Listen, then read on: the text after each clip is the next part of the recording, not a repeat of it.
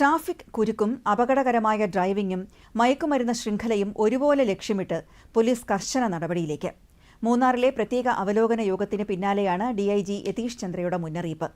വരും ദിവസങ്ങളിൽ വ്യാപക പരിശോധനകളും ശക്തമായ നടപടികളും ഉണ്ടാകുമെന്ന് ഡിഐജി പറഞ്ഞു. അതേപോലെ ഇപ്പോൾ വേറെ ട്രെയിനിങ് ബന്ധപ്പെട്ട കാര്യങ്ങൾ നമ്മളെല്ലാം വളരെ വിശദമായിട്ട് സംസാരിച്ചിട്ടുണ്ട്.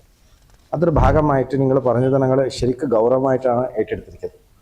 ഈ വരേണ്ട ദിവസങ്ങളിൽ നമ്മൾ ഇവന്മാർക്ക് ഈ അപകടപരമായിട്ട് ഓടിക്കേണ്ടത്, പിന്നെ traffic jam, because it's A tourist destination ആയതുകൊണ്ട് അത് ബന്ധപ്പെട്ട പ്രത്യേക ശ്രദ്ധ നമ്മൾ ഓൾറെഡി നിർദ്ദേശം കൊടുത്തിട്ടുണ്ട്. വരേണ്ട ദിവസങ്ങളിൽ മാറ്റങ്ങളും ഉണ്ടാവും. എന്നാൽ ഈ ഓപ്പറേഷൻ തുഫാൻ്റെ ഭാഗമായിട്ട് ഈ നമ്മുടെ സ്കൂൾ പിള്ളേർ സഞ്ചരിക്കുന്ന ബസ്സുകളിൽ കഴിഞ്ഞ ദിവസം പരിശോധന നടത്തിയിരുന്നു. സംസ്ഥാനത്താകെ നിരവധി ഡ്രൈവർമാർ പോലീസിൻ്റെ വലയിലായി. ഇനിയും ആ പരിശോധന ഉണ്ടാവും. നമ്മൾ ഈ പരിശോധന ഉണ്ടാവുമെന്ന് പറഞ്ഞിട്ട് ചെയ്യാൻ പറ്റില്ല. ഞങ്ങൾ അന്ന ദിവസം ചെയ്തു. മൊത്തം റേഞ്ചിൽ മോർ ദാൻ 29 ആളുകൾ ഇങ്ങനത്തെ ഒരു വിഷയത്തിൽ പിടികൂടി. വളരെ ഡിസ്ട്രെസ്ഫുള്ളാണ്. മീൻസ് ഇങ്ങനെ ഒരു കുട്ടികളെ കൊണ്ടുപോകേണ്ട വണ്ടികളിലുള്ള ആൾ മദ്യം സേവിച്ചിട്ടുണ്ടെന്ന് പറഞ്ഞാൽ അത് വളരെ വിഷമമാണ്.